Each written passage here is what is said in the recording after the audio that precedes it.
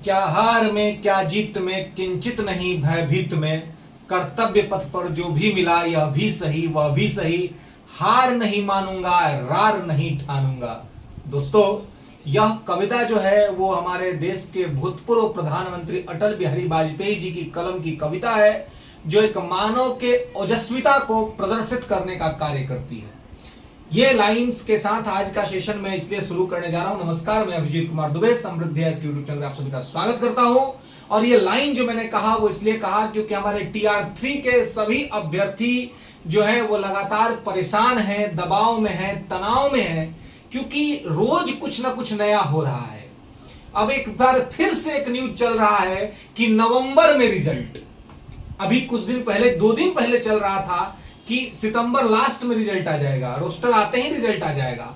अब एक न्यूज चल रहा है कि नवंबर में रिजल्ट आएगा, अक्टूबर में आने की संभावनाएं नहीं है। रोस्टर क्लियरेंस का मुद्दा लगातार एक मदारी का मुद्दा बना हुआ है। समझ भी नहीं आ रहा है कि क्या चल रहा है, ऐड होगा कि नहीं होगा। इस बात को लेकर के विद्यार्थी असमंजस में है। साथ ही लगातार हो रहा विलंब, कभी 65% आरक्षण का बात, कभी 50% आरक्षण का बात, कभी 75% आरक्षण का बात, कभी ऊर्ध्वाधर आरक्षण, कभी क्षैतिज आरक्षण, मुद्दा ही मुद्दा, लेकिन परिणाम का कुछ पता नहीं।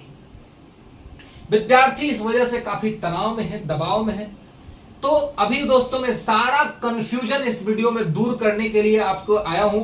तमाम मुद्दों का गहन स्टडी करके, विशेषज्ञों से बात करके, आयोग के मेंबर्स से संपर्क करके कि सर आखिर क्या हो रहा है, मीडिया के कुछ विश्वस्त बंधुओं से बातचीत करके कि भाई क्यों विद्यार्थियों को और कितना झेलना पड़ेगा और कितना तनाव लेना पड़ेगा, और साथ ही TR4 से संबंधित क्या अपडेट्स हैं, उन सभी चीजों पे आपसे गहनता के साथ बात करेंगे। तो वीडियो में पूरा बने रहिएगा और चैनल को लाइक शेयर करना जरूर मत भूलिएगा। लाइक करिए, शेयर करिए, चैनल को सब्सक्राइब करिए और अपने सभी मित्रों दोस्तों के साथ शेयर करिए, क्योंकि आपके लिए समृद्धि लगातार आवाज उठा रहा है और लगातार आपके लिए प्रयासरत है। तो चलिए 2-3 मुद्दा है। पहला मुद्दा रोस्टर पे आते हैं। देखिए, रोस्टर क्लियरेंस का जो बात है वो 50% आरक्षण पे लगभग अब वो अपने अपने अंतिम चरण में है, वो हो चुका है। तो जैसे ही रोस्टर क्लियर हो जाएगा तो अब रिजल्ट जो है वो नवंबर नहीं जाएगा, रिजल्ट आपको अक्टूबर के दूसरे सप्ताह तक एट एनी कंडीशन आ जाएगा। ये मैं स्टार्टिंग से बोल रहा हूं आपको कि अक्टूबर के दूसरे सप्ताह तक रिजल्ट आ जाएगा, इसमें कहीं कोई दिक्कत और दुराय नहीं। और 50% आरक्षण पर ही आएगा और इससे अलग कोई आरक्षण का मुद्दा नहीं है, ठीक है। तो इसके अलावे, क्योंकि विलंब भी इसी मुद्दे पे हो रहा है, मुख्य मुद्दा है रोस्टर इसका आपको बैकलॉग की सीटें ऐड होंगी कि नहीं होंगी। अब देखिए, हाई कोर्ट में, सुप्रीम कोर्ट में सप्लीमेंट्री का मुद्दा लगातार चल रहा है, ठीक है। और सप्लीमेंट्री के मुद्दे को लेकर के जब कोर्ट ने पूछा कि आप सप्लीमेंट्री रिजल्ट क्यों नहीं रिलीज कर रहे हैं, तो सरकार ने एक हलफनामा दिया और हलफनामा में कहा कि हम बैकलॉग की सीटें आगे की वैकेंसी में ऐड करने वाले हैं, इसीलिए हम सप्लीमेंट्री रिजल्ट नहीं दे रहे हैं। तो अब देखिए, जब बैकलॉग की सीट आगे की वैकेंसी में ऐड हो रहा है तो इसमें नहीं आ रहा है, मतलब ये सप्लीमेंट्री वो नहीं दे रहे हैं। हालांकि सप्लीमेंट्री TR1 TR2 दोनों में देना चाहिए था, लेकिन दोनों में किसी में भी सप्लीमेंट्री नहीं आया और लगातार फर्जी शिक्षकों के वजह से TR1 और TR2 में सीटें खाली हुई है। बिहार का ऐसा कोई जिला नहीं बचा जहां से सीटें वैकेंट नहीं हुई है ना, सभी जगहों से वैकेंट हुआ है। एक तो ये फर्जी शिक्षकों के वजह से वैकेंट हुआ है। अब फर्जी शिक्षकों के साथ साथ एक और मुद्दा है 1 कैंडिडेट 1 रिजल्ट का, जो TR1 में भी नहीं हुआ, TR2 में भी नहीं हुआ। बहुत सारे विद्यार्थी जो बीएड किए हुए थे तो वो 6 to 8 में 9, 10, 11, 12 सब में अपीयर हुए और उनका जो है वो रिजल्ट तीनों जगह पे हो गया। तो एक ही जगह ज्वाइन किए, बाकी 2 जगह उनका खाली हो गया। डीएलएड वाले जो सीटेट दोनों पेपर पास थे वो 1 to 5 और 6 to 8 में फॉर्म डाले, दोनों जगह सिलेक्शन हो गया, तो किसी एक जगह ज्वाइन किए, वहां भी सीट खाली रह गया। तो बड़े स्तर पर TR1 में और TR2 में दोनों ही जगह पर सीटें जो है सो खाली रह गई। इसके अलावा ट्रांसफर पोस्टिंग को लेकर के भी आप देखिएगा कि बहुत सारे जो उम्मीदवार हैं उनका अब जो है उनको अपना होम डिस्ट्रिक्ट नहीं मिला, तो लोग फिर TR1 में नहीं मिला, TR2 में फिर से एग्जाम देके बैठ गए कि हम होम डिस्ट्रिक्ट हमको चाहिए किसी तरीके से। वो TR3 में भी ट्राई कर रहे हैं कुछ लोग जो ऑलरेडी सिलेक्टेड है कि हमको जैसे आप जो है सो होम डिस्ट्रिक्ट मिल जाए, अपना घर के आसपास का स्कूल मिल जाए।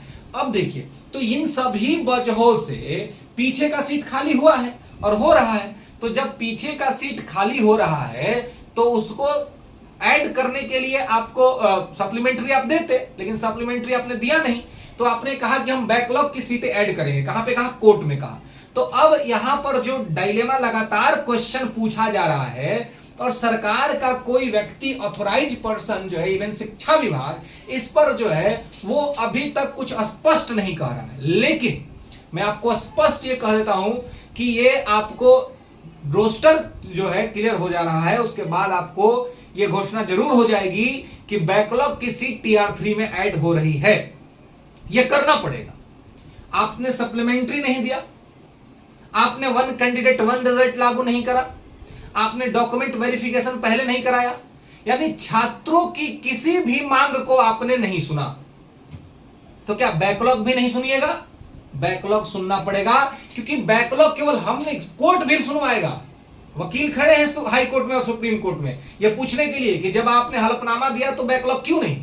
इसी आधार पर मैं आपको कह रहा हूं कि जब हलफनामा दिया हुआ है कोर्ट में, तो भले ही अभी कोई स्टेटमेंट ऑफिशियल नहीं आ रहा है, लेकिन उनको यह करना पड़ेगा। तो इसलिए आप असमंजस में नहीं रहिए। मैं बार बार कह रहा हूं, बहुत से लोग, तो विद्यार्थी बहुत सारे हैं जो कहते हैं कि अरे सर आप ऐसे ही कह रहे हैं, नहीं होगा ऐड। भाई तुम ही कह रहे नहीं होगा, तुमको तो किसी भी प्लेटफॉर्म पे जहां जगह मिले, जहां पी मिले, अपना आवाज उठाना चाहिए। जैसे हम लोग आवाज जिंदा रखे हुए हैं कि बैकलॉग जुड़ना चाहिए, बैकलॉग जुड़ना चाहिए, बैकलॉग जुड़ना चाहिए, और एट एनी कंडीशन बैकलॉग जुड़ना चाहिए। तो बैकलॉग जुड़ेगा TR3 में, आप हिम्मत नहीं हारिए। और हम लोग लगातार जोड़ लगाए हुए हैं और ये इसके लिए कि बैकलॉग किसी तरीके से इसमें जुड़ना चाहिए, क्योंकि अगर बैकलॉग जुड़ा तो बहुसंख्यक विद्यार्थियों का इसका फायदा होगा, छात्रों को इसका फायदा होगा, और इसको सरकार इग्नोर नहीं कर सकती है। तो दोस्तों चलिए, तो यही मुख्य बात